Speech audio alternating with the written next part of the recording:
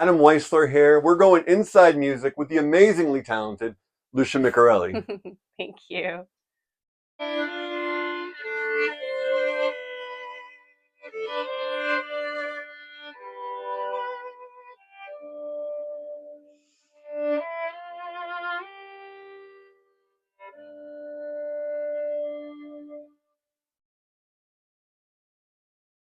Congrats on everything. I've had the pleasure of seeing you a few times, and I'm always blown away. Thank What's it like having that ability to kind of inspire awe and have people you. just amazed by your performances? And when did you knew you had that capability? Thank you. Because it's true. You sit there and you watch, and it's like not every performer can do that. Not everyone can sit in the Aw. crowd, and you have that either with a large Hollywood Bowl type crowd or in a small intimate crowd. People gravitate to you, and I'm sure you've heard that your whole life. Like, oh my God, she's incredible. And what does that do to you as an artist? When did you know that was taking place? I know that when I first started playing when I was young, like I don't rem I started when I was like 3, so Hmm. I don't actually remember like not playing. I don't Yeah, remember like learning how to play. All my memories are I was already like I play the violin and I'm gonna be. I mean, it was pretty not like when I was my first day of kindergarten, I hmm, went in and the teacher had everybody like sit in a circle and say their name and say something about themselves. And when it yeah, got to me, I was like, "My name is Lucia McRae, and I'm going to be a concert violinist because I am only 6 years old and I am already in book four." Like it was so. All my memories, my earliest memories of violin was already just being so serious hmm, about it and so locked in. But I know one thing that my parents and teachers told me a lot was that the thing that was so striking when I was young, it wasn't actually that I was like, incredibly prodigiously like that I sounded so good, yeah, but it was that I was so emotional. hmm, I had my parents and my teachers told me that a lot, that like when I when I was young and first starting, I was so sort of dramatic, for lack of a better word. And yeah, I sort of seemed so moved by the music that it was like a little bit odd, but in a noticeable way, where you'd yeah, kind of be like, oh my god, here's this like small person that seems very like wrapped up in these deep emotions that she couldn't possibly understand. hmm, And my memory of music is like that. Like yeah, when I try to think back and I try to remember early performances and stuff, it's like I was really like moved by this music, and it all felt, you know I remember, playing like Bartok Romanian folk dances, or playing like the hmm, second movement of like Tchaikovsky violin concerto, in like a recital or something, and it all felt so.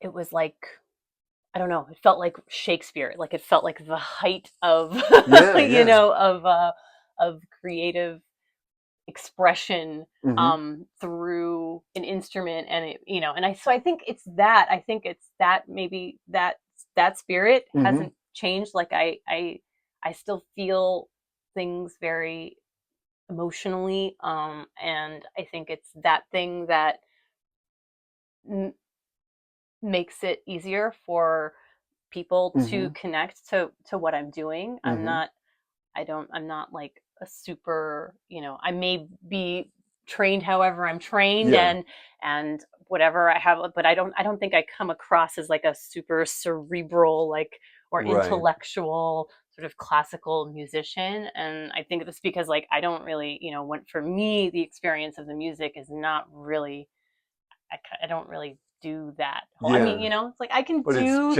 I genuine can emotion, do a score study and I can do the analysis, right? and it's good to know the history, but for me, like all music, whatever, whether it's classical or not, is all really just like what does it where can I connect to it emotionally, Hmm. and then how do I connect to other people Yeah, through that emotion, yeah, and expressing that emotion too. So I think that's the thing. yeah. And how does it feel? It feels really special to be able to connect to strangers and to connect to people that way. Hmm. It's I never take for granted like the kinds of comments that I get from people, and it's always like it's like we have had a very, very deep um conversation without having had a Yeah. conversation, Yeah. and I feel like that's such a gift, and I can't really take full responsibility for it. I really think that is like the power of music, Mm-hmm. and I am so grateful to like be able to like be this sort of like emotional vessel Yeah. for Yeah. this music that I think is so like connecting and universal. It's really like everybody has it. Everybody has that language, Mm-hmm. to be able to communicate in, and Sure.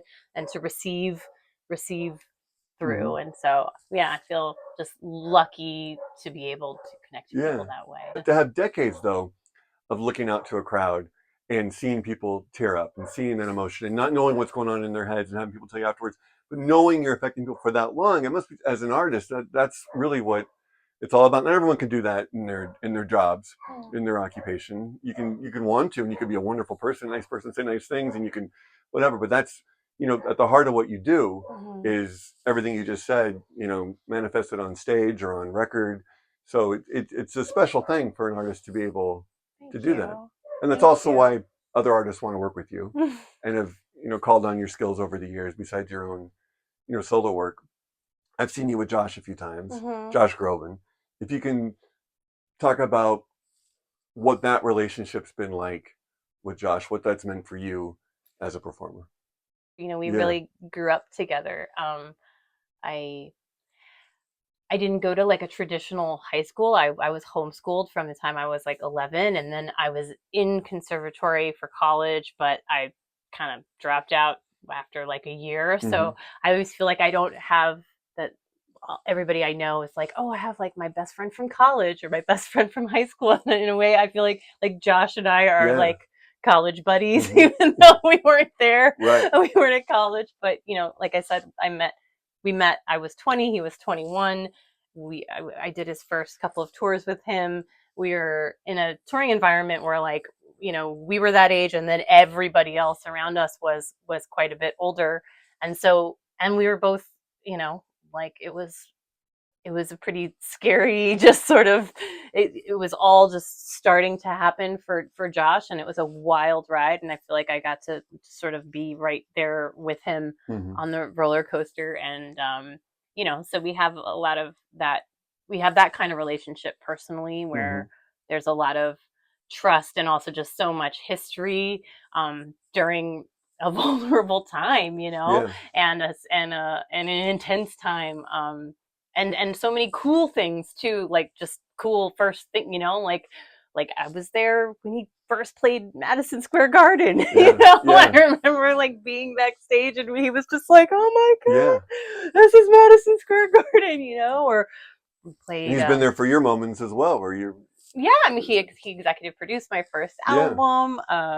He's been super supportive of the things I've done since he and I stopped touring together. Mm-hmm. And so it's been and I would say like a lot of other the collaborators that I've had, it's really the friendship is what ends up sticking out the most in my Mm-hmm. mind.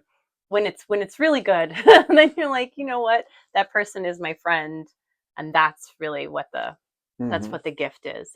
But musically, it's always been such a natural, comfortable fit. Mm-hmm. His voice is obviously amazing, but the I wouldn't even say it's a genre, because he's Yeah. he's sort of in his own Mm-hmm. genre, but it obviously draws a lot from, yeah, a lot of the time he's singing with a symphony, or his Mm-hmm. albums are, and so it draws a lot from the classical Sure. world, and so it's a natural fit, like just sound wise. Yeah. And then I think he and I have a very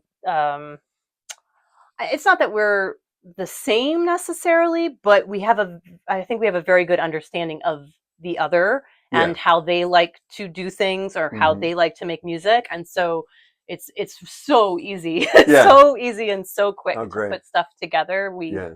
and it's always been that way from the beginning. We like have to do very little. There's You very, wouldn't you know, still be doing it yeah, if it wasn't like and there's a that. lot of trust Because at this there. point, you can do what you want. If you still be working with him, says a lot. Yeah. Yeah. And I love like just the stage repartee. I was thinking like Sinatra or Count Basie or something. It's like he'll make a joke and you seem to genuinely find it funny and, and you're laughing a lot. Yeah. And the stuff maybe you've heard before, maybe not. I don't know, but it seems to work on stage. It seems very natural when the two of you are up there together. So, Yeah. you know, We've it's known each fun to other for watch. so, So you it's know, it's real. been Yeah. like over 20 years. Yeah.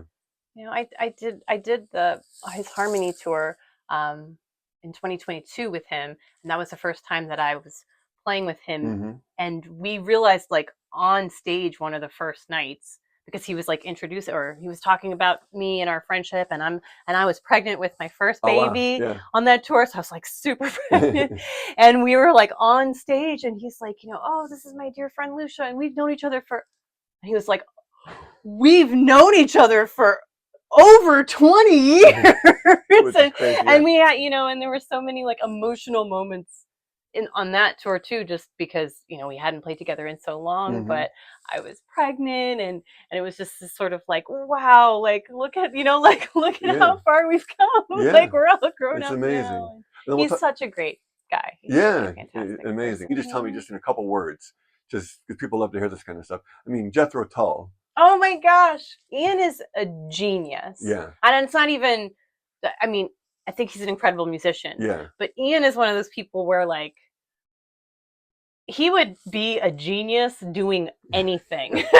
I know you've talked to him recently, right? I have talked to him. I have talked not too long ago, and I just remember how talented he is. But I remember I just wouldn't shake my hand because those are his flute fingers. Oh, he made a point of saying that, which I respected, of course. Unlike some others that just don't shake hands, he has a reason for it. And but yeah, he's a very quirky guy, but still doing his thing. Yeah, and he does his thing like his way, and his mind is just, I don't know how old he is now, but yeah. I mean, when I was working with him, it was like, I don't know, it was like my first sort of nutty professor type. I was like, this guy is brilliant, and every time I talk to him, I learn so much stuff, but also like you just never knew where he was going to be coming from, what he was like problem solving that day or ruminating about, you know. And he's a very active environmentalist, and he had done his salmon farming and like really passionately, you know. So he was really like, you come to lunch with him and you have no idea what the conversation is going to be, but you're going to learn like so much. Yeah, he's really interesting. And on a different end of the spectrum, maybe not, Barbara Streisand.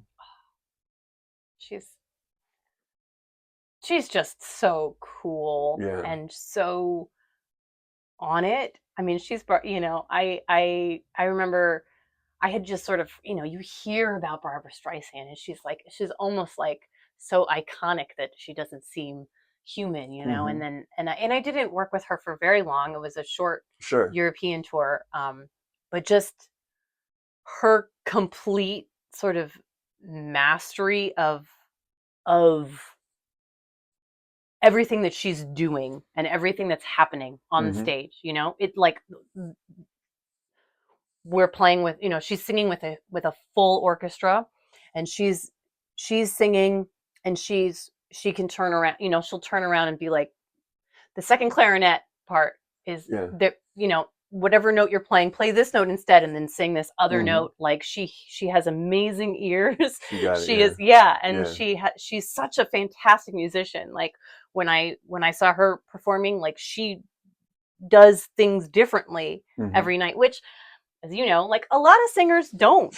It's hard to be super free as a vocalist, especially when you're like, it's like 14,000 people, 17,000, 28,000 people, and you know, and you're Barbara Streisand, but she has that level of mastery over the musical side of things, that she's improvising differently. She has ears in the back. She has like extra sets of ears, and she was just, that was an education on just like how to be a boss. But all that says a lot about you, for her wanting you to be part of her world and to be able to, you know, be on your toes and be able to accomplish anything she needed. You know, that's the reason I bring up some of these great artists, because they want you to be part of their their success in their world, knowing you're on Yeah. par with them. Thank you. That's amazing. And speaking of your own success and your own records, just talk about this trajectory. You've had different kind of albums over the years, Mm. and Anthropologies being the most recent Mm-hmm. full album. If you Mm-hmm. can talk about how special that album is and how Well, different thank that you is. for including it Yeah, on of your course. list of Oh yeah, albums. yeah, yeah, yeah, That was so yeah. No, sweet. it's a special record. Oh, thank Yeah. you.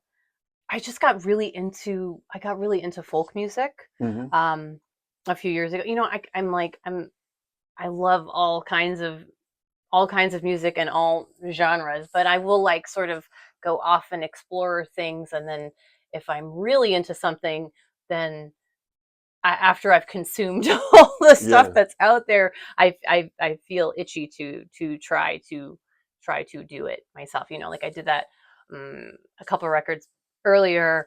I was getting really into Brazilian music, Mm-hmm. and then and it went from being so intimidated by Brazilian music to then being like, I need to try to play this stuff so that and Mm-hmm. also because you can learn so much Yeah. when you actually do the thing rather than just sort of listening to the Uh-huh. thing and studying the thing. So I just gotten really into folk music, and I was listening to a lot of folk music, and I was also playing a lot of classical music, and I started to have this sort of weird, I just kept finding these through lines. And Mm-hmm. again, this is, these are not like academic through lines. This was Yeah. not like stuff that I was reading where it's like, oh well, so and so was inspired by this Mm-hmm. it was an emotional through line, Yeah. like when I would be playing solo Bach, and I would think like, this has the same feeling to me. Mm-hmm. I mean, I think a lot of people feel like, when you're listening or playing solo Bach, it feels very like church, like feels very like sacred. It feels um, you're alone, but you're in Mm-hmm. communion with something Yeah. Yeah. greater. And I started having that same feeling listening to certain like traditional folk songs, Mm-hmm. especially these like vocal tunes.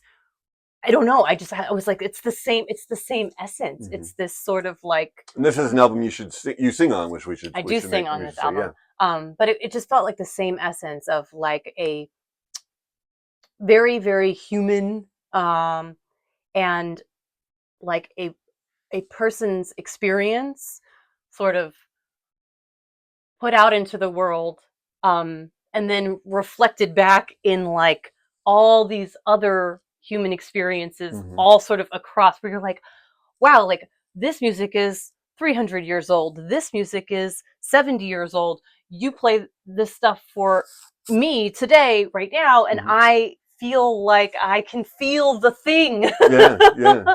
Feel the same thing.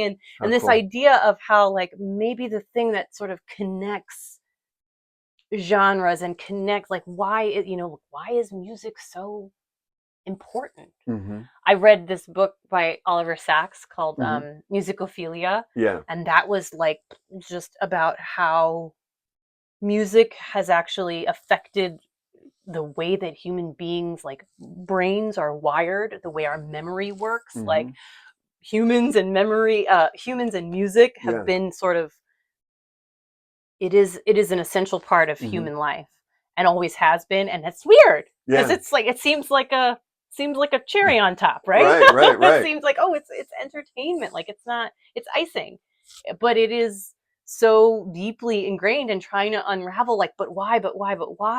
And all I could come to is like, it is the method that we use and have used from the beginning of humans Mm-hmm. to tell our stories, to remember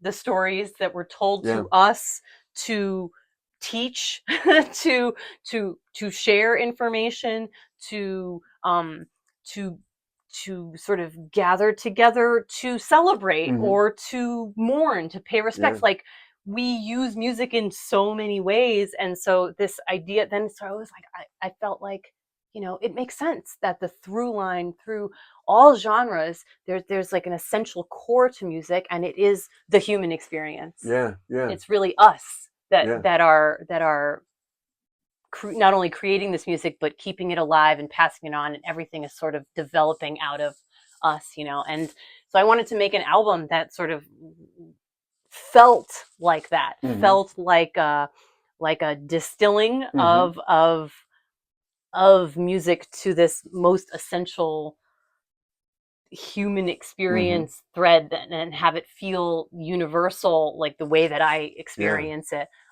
even though it's a pretty weird combination of things, Right. There's Bach on there, there's Kodai, there's a lot of traditional folk vocal music, there's stuff from like the Renaissance times, but I think that to me it all had a similar through line of this like very human foundation that was like inescapable, that you can't, there's it, and also the way that I did it, there's so little, there's like no production, everything is just sort of and the arrangements that I wrote are as minimal as possible. So that was my journey with Anthropology, and it's been it was an amazing record to make, and it's been an amazing record to tour. It's been so incredible, like playing this stuff live, because it is so moving, but it's so lean. Like in past albums that I've toured, I had a bigger group, but this I'm doing, it's just a trio, and there's only 3 of us on the record. A lot of it is me alone. And there's something about that combination of like the music being so rich but so simple, and the voicing being so lean like that. It just kind of, I think, accentuates that feeling of like just something primal and human and sacred in a way. Oh, neat. So it's been really fun. Now, is that because you're on that path? Is that a path you stick on, or then do you have to go have the pendulum swing the other way and go big with the next one?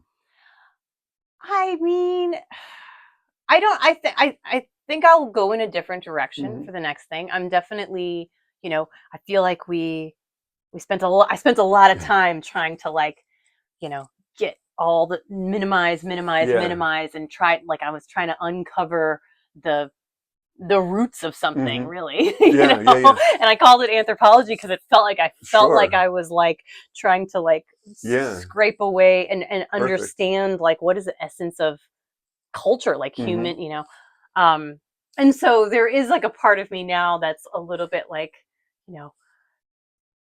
like I've been thinking about orchestras a lot, and kind of having the desire to like have just something big and this, and I get it's probably that. It's probably like being like, okay, I looked really closely with the microscope, and now I want something that's painted a little more broadly. But I'm not sure. I'm also very into and moved by a lot of classical music these days, and I haven't made like a fully straight classical album yet, which seems crazy to me because I'm always playing classical stuff.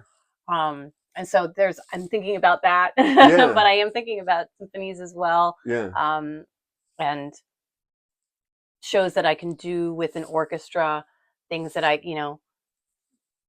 So just in terms of the future, because you've done so many different things in so many terms, from your acting, and you have fans from Tremaine, and your Hallmark movie, and all your singing, and all these different kinds of records, and Josh and all these other people. So how excited are you about the fact that you can pretty much do whatever you want? You're still young. I mean, for the rest of your career, you have all these opportunities. So you're probably going to be going in all these different directions wherever your heart takes you. I mean, that's what I have been hoping for, and that is what I hope for. When I think about what do I want my career to look like, or just what do I want my life to look, my creative life to look like.